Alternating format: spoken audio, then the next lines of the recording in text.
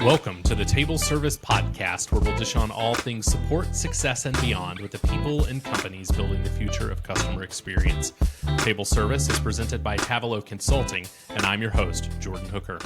Kevin Zyskowski is the CEO of CertainlyCX and founder of Raven CX, whose unique vision has redefined how brands connect authentically with their customers. With a strategic career spanning senior roles at JP Morgan Chase, FistServe, and eRetailing Associates, Kevin brings both seasoned expertise and fresh thinking to every challenge. He's also the creative force behind launching 2 BPOs from the ground up, sharing invaluable lessons in team building, operational strategy, and brand-driven customer service. Kevin, welcome to the table. Thank you, Jordan. Yeah, very nice to be here. So glad to have you. For our listeners who may not be familiar with you or want to hear a little bit more about you, I'd love for you to share a little bit more about yourself and your experience. Let's hear the story. Sure. So a little bit more about myself. I'm a dad of four kids, so I've been, I think as all of us do, balancing life and work and trying to figure out what that means. And sometimes it is balanced, and sometimes it's not so balanced. Sure. But that's a big part of who I am. I'm a husband to a great wife, dad to four great kids who are now starting to become adults themselves. Which is exciting. Sure. So, and once that actually happens, I think that'll be a little bit of a relief. But yeah, they're doing well. So yeah, I mean, other than that, hobbies, I enjoy tennis, running, love to read both. Lately, I've been getting into a lot of like history type books, but I like anything where, you're kind of being taken to a different place and a different time. Sure. And then hearing how that story progresses is super interesting. Sometimes fictional, sometimes non-fictional, but sure. I think that's where I've landed as far as what my reading interest is. Yeah, absolutely. I am also primarily a history reader. At some point in my life, I did finally force myself to start picking up fiction because I realized there's a level of well-roundedness that comes from reading both nonfiction and fiction, and that's been a really good thing to find. But my bread and butter is definitely history, particularly biography. That's where I typically land. It's great to hear others as well in our space are definitely interested in the history angle. You can learn a ton from listening to how someone else progressed. Yeah, absolutely. Yeah, I'm currently reading a biography of Ulysses S. Grant and thinking about just this man's life. He was ruined and then rebuilt and ruined and then rebuilt and then ruined again, and just so much you can learn, especially working in the startup space, just from historical figures and high mountains and low valleys and what you take from that. And I'm sure we'll hit on some of that as we go through our conversation today. Yeah, for sure. Awesome. Well, one of the things we had talked about as we were prepping for this episode is, what does it look like as someone who is an executive with a BPO? You've built 2 now. You are leading the organization now with CertainlyCX, and so we wanted to zero in a little bit from your perspective on what does it look like as somebody on the BPO side, and what are the aspects of learning to choose a BPO and work with a BPO and partner with a BPO. In our previous season, we had a guest that focused specifically in on the customer side of, I'm a business looking to bring a BPO in, and so I was really excited to have the opportunity to have you on to talk about that other angle. Let's just start with, what does it look like for a company to start even considering the possibility of working with a BPO? What are the things you see are triggers that get a company to think that that's something that they should be considering? And then maybe next step from that is, what should companies start thinking about and looking for as they begin to look for a partner in this space? So when is the timing right to look for a BPO? I think at Certainly in particular, we frame ourselves as a boutique BPO, which means we're really aiming, our target profile for customer profile is a company that is maybe even as small as 2 to 5 million in revenue, but starting to really scale. And then anywhere from that to a couple hundred in million. But the real, I think, trigger that whether it's a founder or executive leadership should think about when it comes to a BPO is, are there, obviously from a customer service perspective and being the front line, like that's That's still the biggest part of what we do and what most BPOs do. But there's the whole routine task aspect too that we can do. I would say, at least speaking for us, we do it typically better, but also at half the cost. Hmm. So if there are routine spreadsheet work, or if there are routines that you know you should be doing Hmm. that you just can't put the capacity on, or you put people on it, but it's not their priority, so it Hmm. doesn't get done consistently, it doesn't get done Sure. regularly. If you have things like that that are going on, that's when you should consider how else can I do this? Hmm. And I think, that's the best trigger is Hmm. and on the customer service side, it's really when you start getting to the point where, okay, I can't be up. Maybe I'm a founder. I can't be up till 3 in the morning answering Sure. emails and customer requests. Or potentially you've put your first person in place. Maybe you have like a director of customer service or a manager of customer service or customer support, and now it's like, okay, it's similar to software. Do I build versus buy? Hmm. And it's also similar to software in the sense that what you get when you go to a BPO like ours is Hmm. you get the fact that we do it 20, 30 times a year. Hmm. So we onboard new teams, we implement new software, we write SOPs. Like all of that stuff is tried and true, and we have the Hmm. methodologies to make sure that it goes well. Hmm. And we've learned from many, many mistakes, but the value to the buyer is they get to benefit from those mistakes without having the harm that those mistakes can cause. Sure. So I think it's that, and then in today's world, more than ever, although it's been this way for a while, but I think today's is even acute, is the fact that everything is changing so quickly. Hmm. If you don't have a group like a BPO who is constantly researching and testing and implementing those new technologies, new processes, then you're leaving a lot on the table as far Absolutely. as opportunity.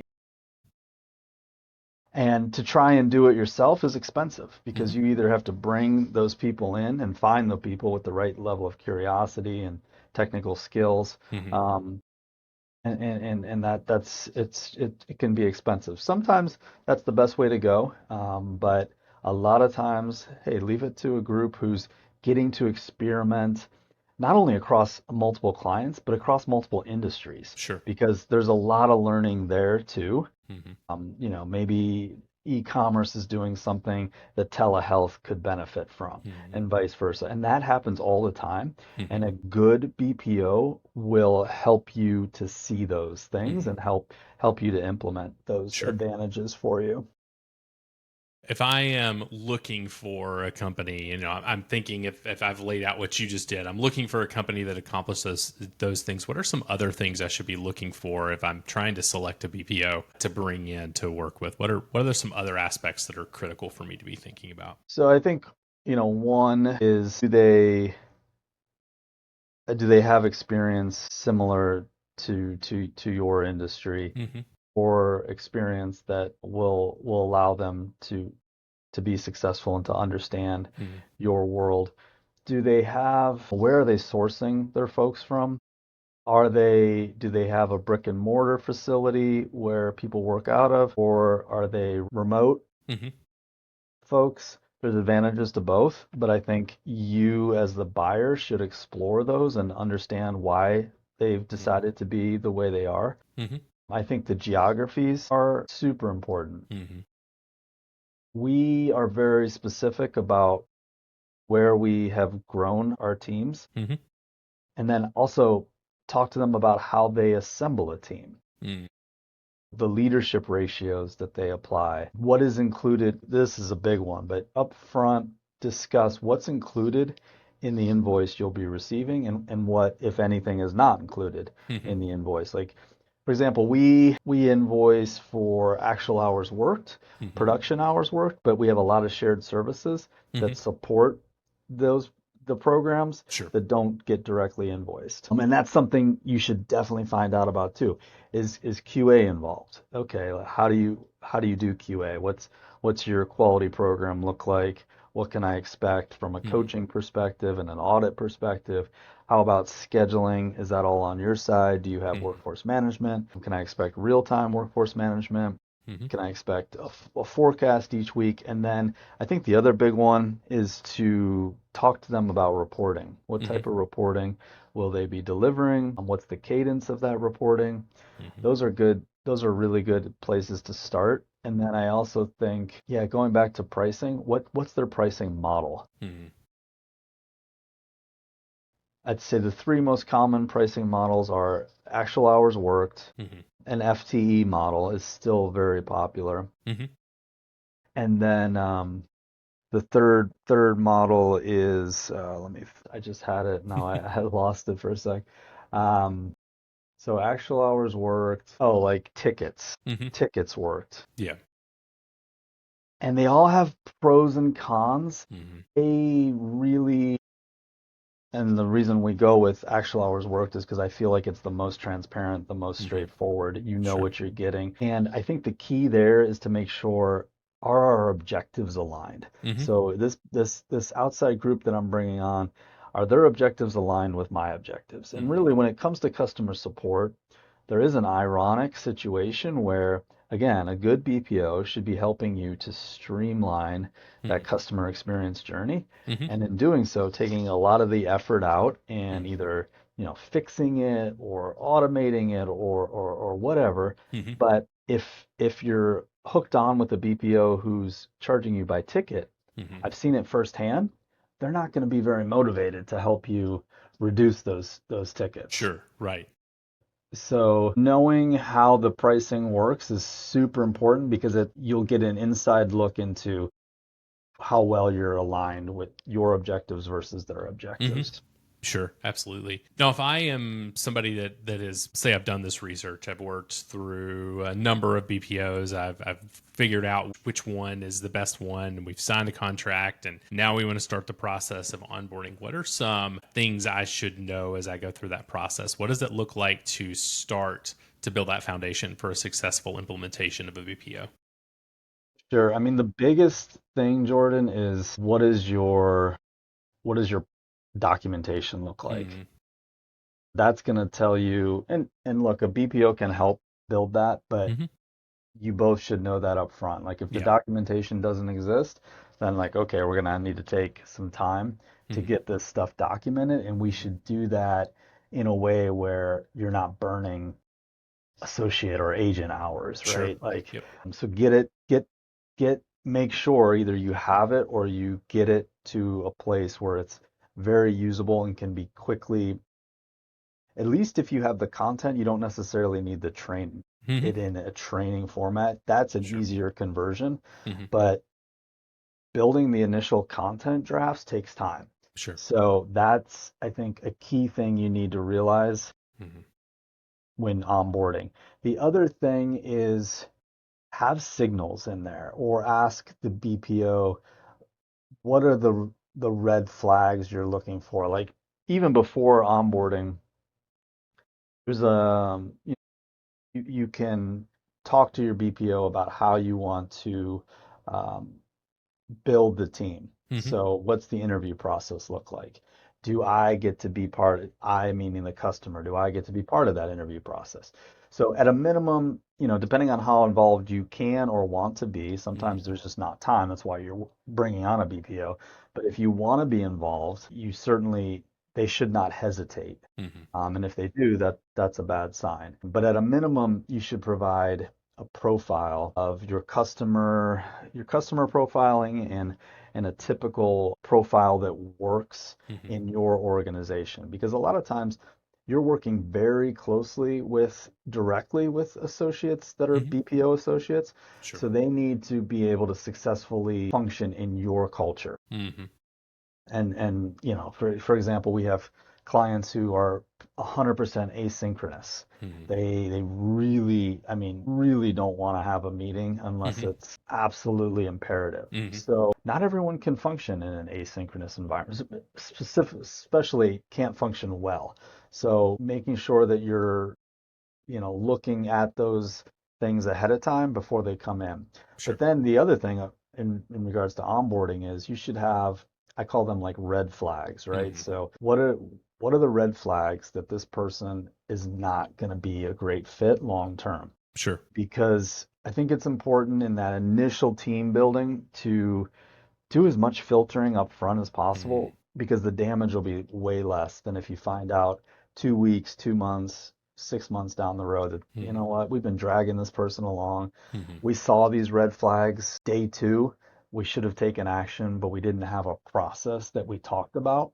So just talk about what that is, right? Like, so if they're late to day one of training Hmm. and then they're late to day two of training, Hmm. what happens? That, Sure. that that's a really bad sign. That's a Hmm. red flag. Agreed. So just having that stuff, talking about it with your BPO provider ahead of time, Hmm. it'll benefit both of you. So if let's say I've gone through that, we built a good foundation. We've got a team that's starting up.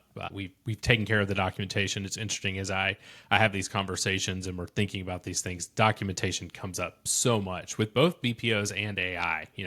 As you're getting ready to implement these tools, how's your documentation? And you probably want to hit pause a little bit and make sure you're clear on that. But let's say we've gone through all those steps. BPO has gotten started. They are taking customer tickets. What does it look like to start to expand that relationship and to ensure accountability from the BPO and ensure that the work that's being done is not only just good quality work, but is also just driving more value, driving more growth for your organization? So there's multiple ways to do that, and again, it depends on how involved you want to be. I mean, Mm, one of the setups I love the best is where you do have a manager or a senior manager or a mm, director who is I would call them the liaison between the mm-hmm. BPO and your home team, Sure. because then they can be more deeply involved. But at a minimum, you Mm-hmm. should be expecting reporting out of the gate. So Mm-hmm. week one, and it should be both at the overall level and Mm-hmm. at the agent level Sure. because lots of ugliness can hide in the averages Mm-hmm. sometimes, and you want to understand both the high outliers and the low outliers, and then Mm-hmm. really start asking your BPO to make sure that they understand, or at least that they're looking into, why do we have some people who are performing at this level, some people at this level? They all went through the same training 2 weeks Mm-hmm. ago. What's the difference? And are we comfortable with that? The other thing you can do is have calibration Mm-hmm. meetings or just calibration processes. Mm-hmm. So, again, with our that asynchronous client I was talking to you about, we do a completely asynchronous calibration Mm-hmm. process. So we pull 100 customer conversations each week from from Intercom, Mm-hmm. and then they just give them an A, B, C, D, or F rating. Mm-hmm. And they're not diving into the SOPs to understand the technical nature of it. They're grading it based on kind of the same perspective that a customer would, which Mm-hmm. is extremely valuable Mm-hmm. because, in essence, I mean, we're there to protect their brand, right? To Mm-hmm. build their brand, like you said, to build loyalty, to drive retention and increased word of mouth Sure. that could potentially grow the business. Mm-hmm. So getting that feedback both at the overall team level and at the agent level is a great Mm-hmm. move. And we started off weekly and we'll probably move to monthly and then maybe even eventually quarterly. Sure. But in the beginning, more frequent is better Mm-hmm. because you're going to have a lot of learning going on and you're going to want to basically dial it in to make Mm-hmm. sure that this sounds right. I, the other thing that does is it helps shine a light on the processes Mm-hmm. that the organization, they thought these Mm-hmm. processes make a ton of sense when we did the documentation, but then when they see them in action in the real world, Mm-hmm. it gives them an opportunity to kind of analyze those processes Mm-hmm. too and say like, is this how we want to work with our customers long term? So Mm-hmm. it Yeah. benefits both parties. But Got that's it. a Yeah. great way to really dial in quickly. Hmm. the experience that your BPO is delivering. From your perspective as a leader of a BPO, is there ever a time where perhaps you've used a BPO? What are the things companies should be looking for when maybe it is time to bring everything back in house? Is there ever a time for that? And if so, what do you think the triggers are for something along those lines? So I think definitely times when you should question, do I have the right BPO? I think one of the biggest, if it's the biggest thing that people don't report on or ask for, it's usually when teams get a little bigger that it starts being hidden. Hmm. But attrition is incredibly expensive. Hmm. So you should know what the attrition of your team is at all times Hmm. and why they left, if Hmm. possible, Sure. as much information as possible there because it costs you on the production side, your SLA metrics, all those metrics, but it also costs you just dollars and cents Hmm. wise too. So definitely if your BPO has, high attrition and it's continuing to move higher, you Hmm. should you should question that. Hmm. I will tell you there are also BPOs that do not run financially well Hmm. either. Sure. So if you're hearing rumors of people's pay being delayed Hmm. or maybe a bonus that was promised that's delayed, those are big red flags and Hmm. stuff that I would say like, okay, we need to get a backup Hmm. a backup in here because the last thing you want is for a BPO to tell you like, hey, everyone quit or Sure. we're no longer around. Right. Um, Yeah. and then you're in trouble. Hmm. As far as bringing it in-house, I think, if you get to a size where you can afford all and you can benefit from all the ancillary Hmm. functions, the technology, the reporting functions, the training, Hmm. the quality, if you can have all that or figure out a way to effectively do it, Hmm. then that might be when you would want to consider Hmm. bringing it in-house. Got it. But I would still recommend even then keeping a small team with the BPO just to have an AB Hmm. and to constantly have that rabbit for your in-house team to chase Hmm. or to hopefully beat. And that's something I would recommend even in the other way too. Like Hmm. maybe you don't want a BPO, Hmm. but you could still benefit from having a small like, maybe 10%, 5% of your team Hmm.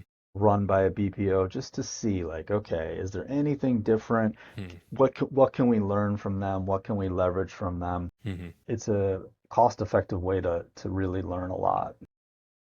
Yeah, that's helpful. And I'm curious too your thoughts just on obviously we're in the age of AI. We talk about this all the time. Like, what are some things someone should consider? Maybe if they're considering a BPO, or maybe they are already have a BPO. But what should your considerations be of like what should you go use AI for versus what should you use a BPO for? Well, I think first of all, I think your BPOs, the great BPOs are going to be bringing that, Mm, solving that for you, sure. and bringing the AI when it comes to support operations, Mm, bringing that AI into the mix. mm, I feel like a few 5, 6, 7, 8 years ago, the mix was domestic and offshore. mm, And that was the way you built a strong, cost-effective support team that mm, could be 24/7 and have all kinds of benefits like that.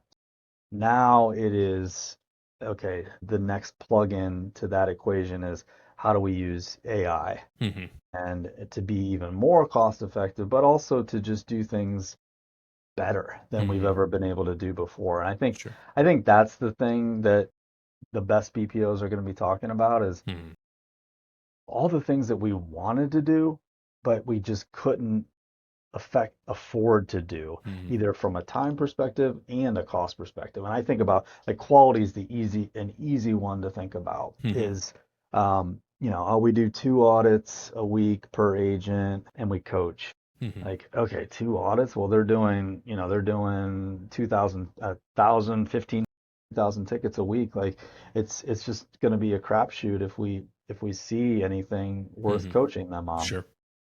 But now with these AI tools, you can have, the same amount of AI leadership or quality leadership Hmm. managing that AI Hmm. auditing tool, and you can audit 50 plus Hmm. percent of the Hmm. tickets with that same team resource. Hmm. So it's super advantageous, and I think that's an example of something that your BPO should be talking about as far as Hmm. like how to use AI.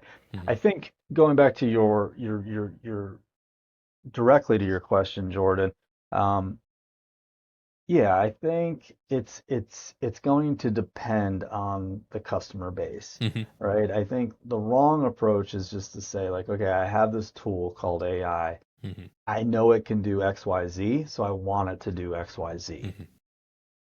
And that's the approach I think a lot of people are learning the hard way right now. The right approach is like, okay, what where do we want humans interacting with our customers? Where do our customers want Hmm. to be interacting with humans? And then where is it just more beneficial to have self-service that's driven by AI or Hmm. AI responding directly to a customer? But Hmm. I think it really does depend on the customer base. Like if, Hmm. for example, if your customer base is all 55 and older, Hmm. you're going to need to be really careful with the Hmm. use of AI because you're going to be frustrating a lot of people unnecessarily. Hmm.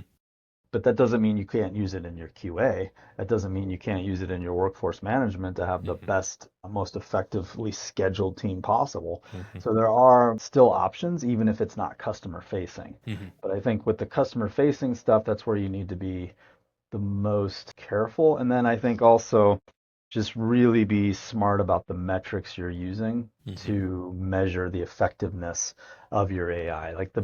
the biggest one you hear is deflection. And just because someone doesn't ask another question Right. doesn't mean they're happy. It might Sure. mean that they're just giving up. Yeah, for So sure. you need to know the difference and Hmm. be able to measure the difference. Hmm. No, definitely.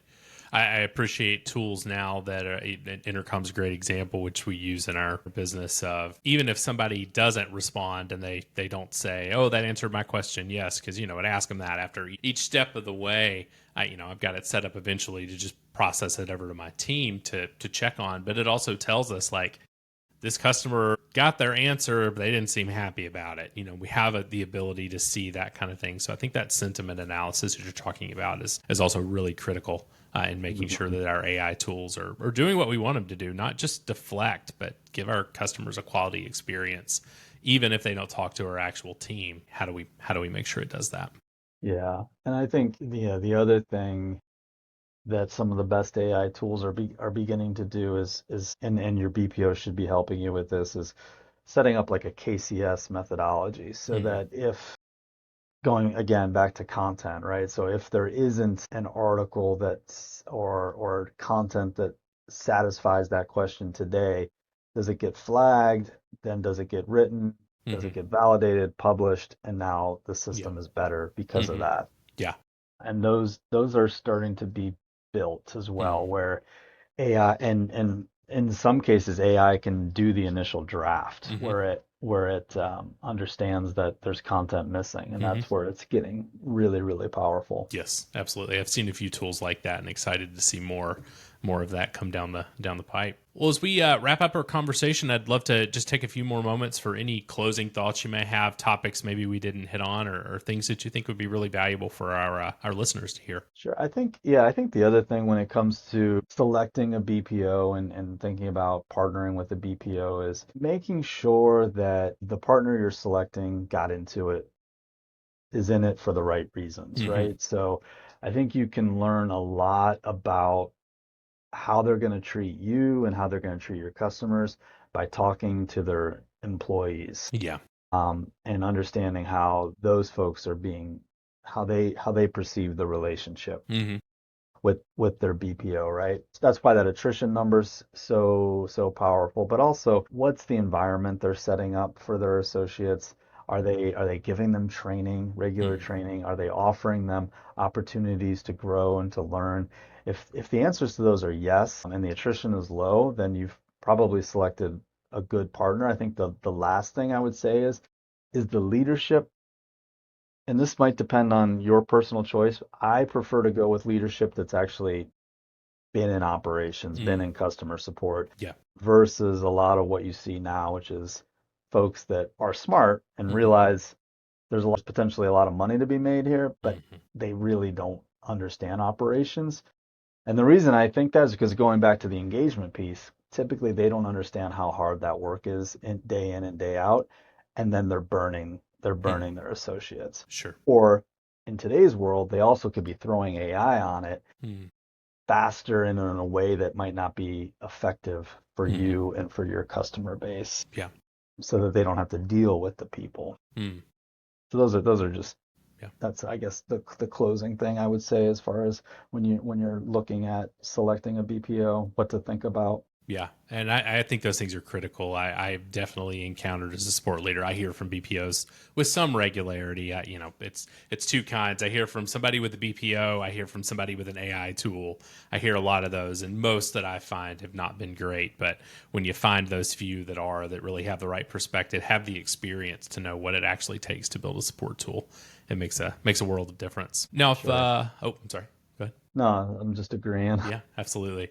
Now, if somebody wanted to hear more about you, learn more about the work you're doing, or hear more about Certainly, what would be the best place for them to do that? They can DM me on LinkedIn. That's the best way to get a hold of me, for sure. Awesome. And then Perfect. they can check out our website. But if they want to talk to me, they can DM me on LinkedIn. I'm Mhm. also real active on Support Driven. Awesome.